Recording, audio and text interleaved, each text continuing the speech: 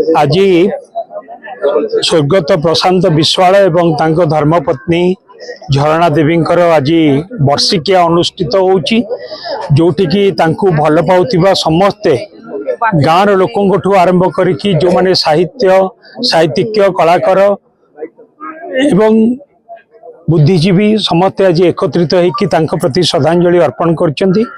प्रशांत बाबू जने एपरी व्यक्ति थिले तांको केबे भी केही भूली पारिबे नाही एवं एकाधारा रे से जने गाल्पिक साहित्यिक अध्यापक एवं जने निष्ठभाषी परोपकारी बंधु थिले एवं तांको परि जने महान व्यक्ति को आज आमे हरैचु सेथिपे आमे समस्ते भी मध्य मर्माहत एवं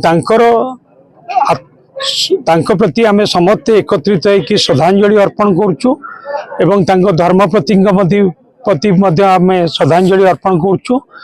प्रभु जगन्नाथ तांको परिवार वर्ग को यही परिस्थिति भितर बंचिया पई आशीर्वाद करंतु शक्ति दियंतु।